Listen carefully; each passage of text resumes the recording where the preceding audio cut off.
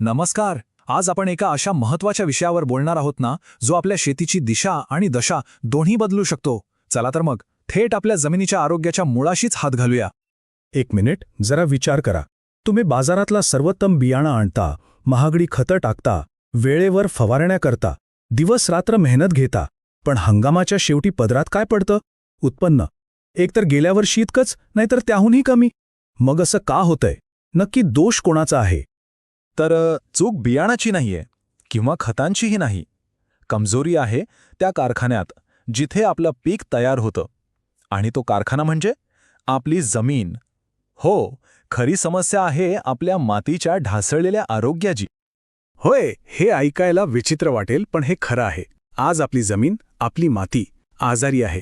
ती बिचारी मोकळा श्वास घेऊ शकत नाहीये. आपण तिला रासायनिक खतांचं आणि औषधांचं असं काही व्यसन लावलंय की आता त्याशिवाय ती काही पिकवूच शकत नाही. चला, यामागचं मूळ कारण काय आहे ते समजून घेऊया.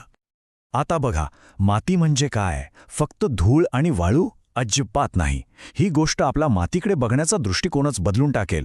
एका चमचा निरोगी मातीत जगातल्या सगळ्या माणसांपेक्षा जास्त सूक्ष्म जीव असतात. आणि हेच सूक्ष्म जीव आपल्या शेताचे खरे आचार्य आहेत. आपण जे युरिया किंवा DAP टाकतो ना, ते पीक थेट खाऊ शकत नाही. हे जीवाणू ते खत शिजवतात आणि मगच ते पिकाला खाण्यायोग्य बनवतात. पण झालंय काय माहितीये, रासायनिक खतं आणि कीटकनाशकांच्या बेसुमार माऱ्यामुळे आपले हे कोट्यावधी मित्र, हे आचारी मरून गेलेत. आपला आचारीच मेलाय. आता विचार करा, तुम्ही कितीही शिधा भरला पण आचारीच नसेल तर जेवण कोण बनवणार? तसंच झालंय. शेतात खत असूनही पिकाला खाऊ घालणारं कोणीच उरलेलं नाही. आणि या सगळ्या जीवाणूंचा जीव म्हणजे त्यांचं इंधन, ते आहे सेंद्रिय कर्ब. आणि हा आकडा बघा, हे एक धक्कादायक वास्तव आहे. साधारण 50 वर्षांपूर्वी आपल्या जमिनींमध्ये सेंद्रिय कर्बाचं प्रमाण 1% जास्त असायचं. आणि आज ते थेट अर्ध्या टक्क्यावर, म्हणजे 0.5%पेक्षाही खाली घसरलंय. ही परिस्थिती खरंच खूपच गंभीर आहे. तर मग लक्षात काय ठेवायचं? 0.5% ही धोक्याची घंटा आहे. जर तुमच्या मातीतला सेंद्रिय कर्ब याच्या खाली गेला ना, तर सरळ सरळ असं समजा की गाडीत पेट्रोलच नाहीये. मग गाडी कितीही नवी असो, ती चालणारच नाहीये. हा सेंद्रिय कर्बच तर आहे जो मातीला जिवंत आणि भुसभुशीत ठेवतो, तिची पाणी धरून ठेवण्याची ताकद वाढवतो. ठीक आहे, मग हा सेंद्रिय कर्ब वाढवायचा कसा? बाजारात मिळणाऱ्या कुठल्याही जादुई बाटलीने तो वाढत नाही, हे पक्क लक्षात ठेवा. त्यासाठी आपल्याला निसर्गाकडेच परतावा लागेल. 3 अगदी सोपे आणि खात्रीचे मार्ग आहेत. 1. धैंच्या किंवा तागासारखं हिरवळीचं खत. 2. पूर्णपणे कुजलेलं शेणखत. आणि 3.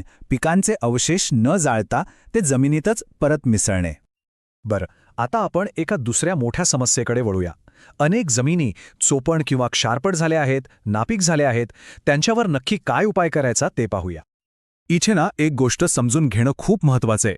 ती म्हणजे मातीचा सामू, ज्याला आपण pH म्हणतो. आता हे pH म्हणजे काय? सोप्या भाषेत सांगायचं तर हा मातीचा एक प्रकारचा ऑन ऑफ स्विच आहे. जर हा स्विच ऑफ असेल तर तुम्ही कितीही खत टाका, ते पिकाला लागूच पडणार नाही.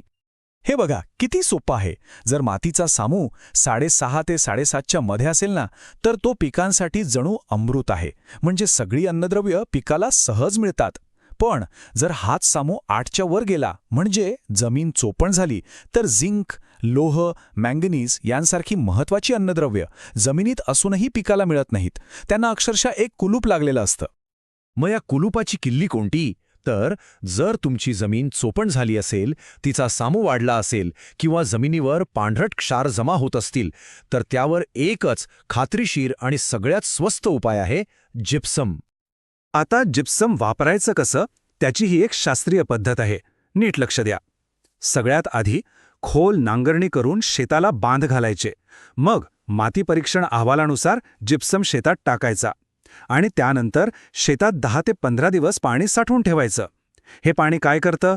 ते जिप्सममुळे विरघळलेले क्षार घेऊन जमिनीच्या खालच्या थरात जातं आणि तुमची जमीन पुन्हा सुपीक व्हायला सुरुवात होते. चला, आता आपण भेटूया शेतीतल्या काही नैसर्गिक मदतनीसांना. हे असे मदतनीस आहेत जे आपला खर्च कमी करून उत्पादन वाढवण्यासाठी अक्षरशः चमत्कार करू शकतात. आपण यांना जैविक खतं किंवा सोप्या भाषेत मित्रजीवाणू म्हणू शकतो. आता हे जे दिसतंय ना, हे खरंच थक्क करणारं आहे. आपण जे DAPचं खत वापरतो त्यापैकी पिकाला किती मिळतं माहितीये? फक्त 30%. फक्त 30. उरलेलं 70% खत जमिनीत तसंच पडून राहतं, दगडासारखं घट्ट होतं आणि अक्षरशः वाया जातं. म्हणजे आपले 70% पैसे पाण्यात गेले. मग या वाया गेलेल्या 70% DAPचं काय करायचं? फेकून द्यायचं? नाही. इथेच आपल्या मदतीला येतात PSB कल्चर नावाचे जीवाणू. हे जीवाणू काय करतात? ते जमिनीतल्या त्याच जुन्या दगडासारख्या झालेल्या फॉस्फरसला विरघळवतात आणि पुन्हा पिकाला उपलब्ध करून देतात. याचा अर्थ काय? तुमची खताची बचत अक्षरशः अर्धी होऊ शकते.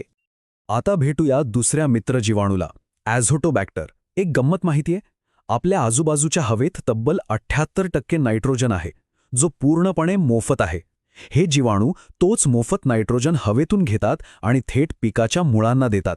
सोप्या भाषेत सांगायचं तर तुमच्या शेतातच युरियाचा एक नैसर्गिक कारखाना सुरू होतो, तोही फुकटात. आणि आपला तिसरा मदतनीस आहे ट्रायकोडर्मा. ही एक मित्रबुरशी आहे. हिचं काम काय?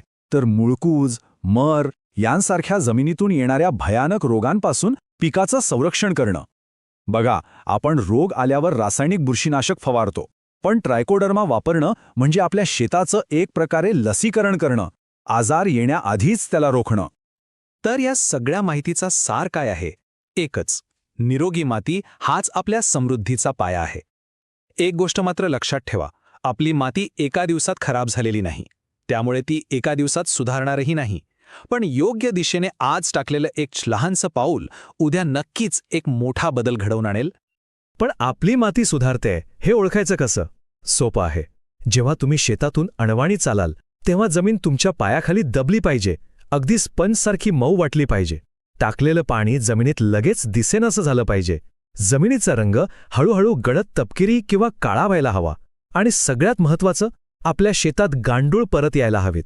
ज्या दिवशी तुमच्या शेतात गांडूळ दिसेल ना, त्या दिवशी समजा तुमची माती पुन्हा जिवंत झालीये. चला तर मग जाता जाता यशाची ही 6 महत्वाची पाऊलं पुन्हा एकदा लक्षात घेऊया. 1. माती परीक्षण आणि pH सुधारणा. 2. सेंद्रिय कर्ब वाढवणे. 3. पिकांचे अवशेष अजिबात न जाळणे. 4. रासायनिक खतांसोबत जैविक खतांचा वापर. 5. सूक्ष्म अन्नद्रव्यांचा वापर.